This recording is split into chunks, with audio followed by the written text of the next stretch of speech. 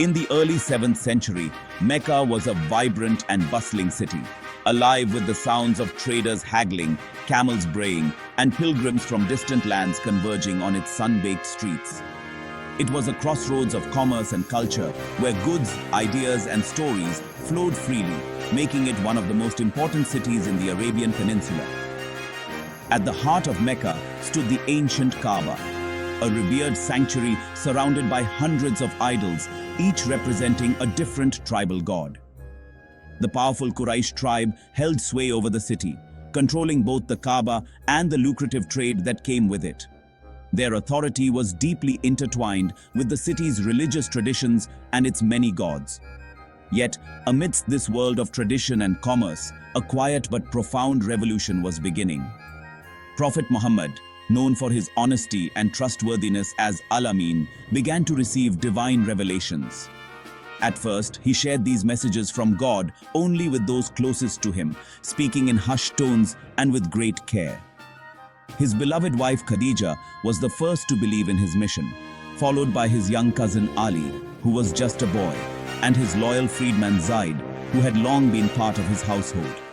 Soon, his close friend Abu Bakr also embraced the new faith. Together, they formed the nucleus of a small, secretive community bound by a shared conviction in the truth of Muhammad's message. They would gather quietly in the house of Al-Arqam, away from the prying eyes of the Quraysh, to learn the words of the Quran and to support one another. Here, they found solace and strength, united by the radical idea that there is only one God, Allah, and that Muhammad is his messenger. This new belief was not just a spiritual message, it was a challenge to Mecca's entire way of life. It questioned the authority of the Quraysh and the legitimacy of the city's many idols. It also offered hope to the marginalized, slaves, the poor, and those without tribal protection, promising them equality, dignity, and a sense of belonging. The early Muslims drew strength from their secrecy and their unity, supporting each other through whispered prayers and quiet gatherings. Their faith grew stronger with each passing day, even as the risks increased. But as their numbers slowly grew, the whispers of this new faith began to reach the ears of the Quraysh. Tensions mounted, and the stage was set for a confrontation that would not only test their resolve, but ultimately change the fate of Mecca forever. After 3 years, a divine command ended the secrecy. Proclaim openly what you have been commanded. The Prophet knew this meant risking ridicule and violence, as his message threatened the Quraysh's power and the city's traditions. Yet, he obeyed without hesitation, preparing himself and his followers for the inevitable backlash. The time for whispers was over. Islam would now be proclaimed to all of Mecca. The small Muslim community braced for exposure, knowing the challenges ahead. The secrecy had built a foundation, but now the message needed to reach the wider world. The Prophet carefully planned his public declaration, choosing a moment and place that would ensure every clan heard his words. The confrontation between old and new was about to begin. The Prophet chose the hill of Safa, a well-known public gathering spot in the heart of Mecca, to deliver his first open call to the people. This was a strategic choice, as it was a place where many could hear his message clearly. He called out with a voice that carried across the crowd, drawing them in with curiosity and anticipation. He asked, "If I warned you of an approaching army, would you believe me?" The people, who knew him as Al-Amin, the trustworthy, affirmed his reliability without hesitation. He then warned them of a severe punishment that awaited those who continued in their ways, urging them to abandon their idols and worship only Allah, the one true God. The crowd was stunned into silence, grappling with the weight of his words and the challenge they posed to their traditions. But Abu Lahab, his uncle, broke the silence with anger and scorn, cursing the Prophet and dismissing his message as folly. Abu Lahab's loud rejection set the tone for the Quraysh's hostility, emboldening others to mock and oppose the message openly. This public declaration marked the beginning of an open conflict between the Prophet and the leaders of Mecca, who saw his message as a threat to their power and way of life. Islam was now a public challenge to the city's foundations, questioning the very core of its beliefs and practices. The struggle for Mecca's soul had begun, setting the stage for a profound transformation that would echo through history. The Quraysh responded with mockery and slander, calling the Prophet a madman and trying to isolate him. As Islam's followers grew, the opposition turned violent, targeting the vulnerable, like Bilal, who endured torture but refused to renounce his faith. The family of Yasir faced brutal torment. Sumayya became the first martyr, refusing to yield. The Prophet could only offer words of comfort and the promise of paradise. The Quraysh aimed to crush Islam through fear, but the steadfastness of the persecuted inspired others. Their endurance became a symbol of faith, strengthening the Muslim community. The cruelty of the Quraysh often backfired, drawing more to the message. The campaign of terror only deepened the resolve of the believers. When persecution failed, the Quraysh tried negotiation, urging Abu Talib to restrain his nephew. Abu Talib relayed their plea, but the Prophet stood firm.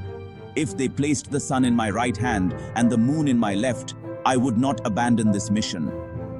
Moved, Abu Talib pledged his continued protection, frustrating the Quraysh's efforts to isolate the Prophet. The Quraysh then offered wealth, power, and compromise, but the Prophet replied with the verses of Surah Al-Kafirun, "For you is your religion, and for me is mine."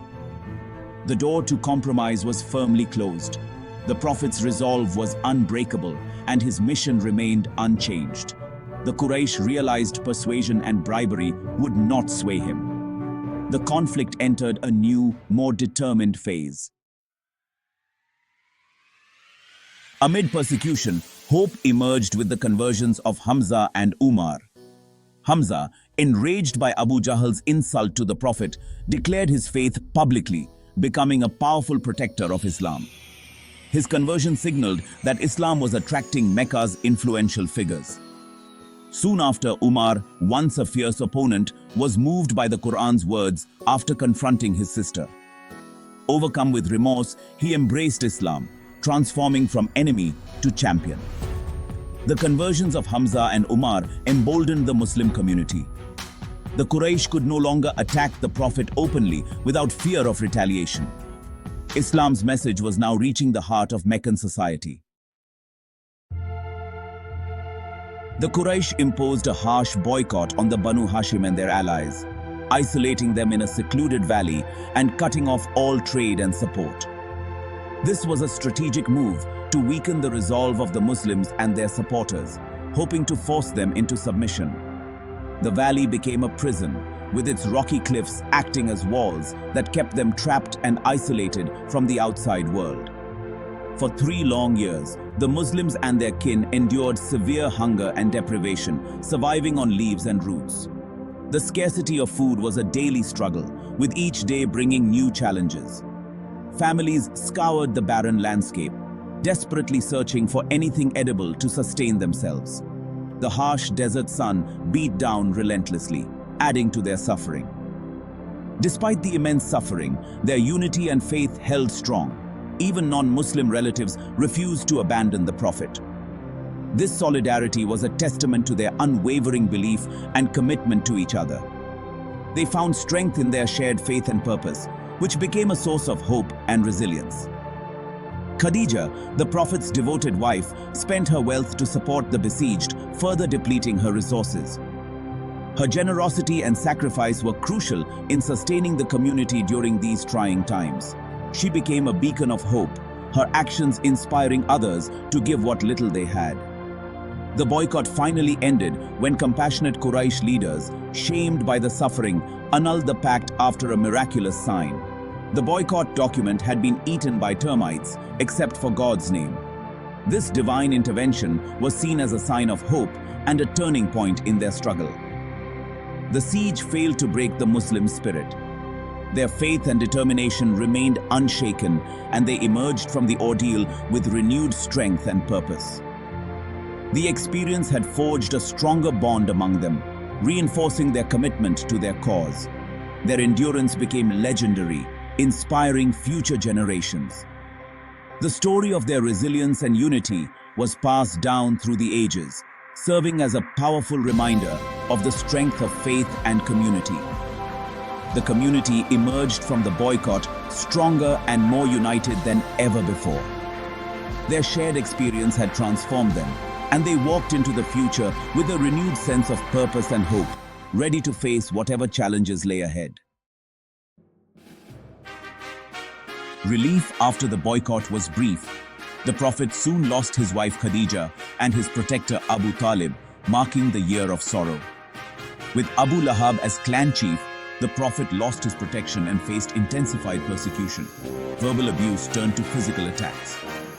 Despite relentless hostility, the Prophet responded with patience and mercy, never seeking revenge. His steadfastness inspired his followers, even as he became increasingly isolated and vulnerable. Seeking new support, the Prophet journeyed to Ta'if, only to be rejected and attacked. Even then, he prayed for mercy for his tormentors, not vengeance. The Prophet's resilience in adversity became a defining trait of his leadership. The search for a new home for Islam began in earnest. With Mecca close to him, the Prophet turned to pilgrims visiting for Hajj, spreading Islam beyond Quraysh's reach. Most tribes rejected his call, but a group from Yathrib, weary of internal strife, listened with open hearts. Recognizing his wisdom and message, they pledged allegiance at Aqaba, promising to support and defend him. This first pledge of Aqaba was a turning point, offering hope and a new base for Islam. The following year, a larger group from Yathrib made a second, stronger pledge. The seeds planted during years of hardship were now bearing fruit. The stage was set for the Hijrah, the migration to a new city, soon to be known as Medina.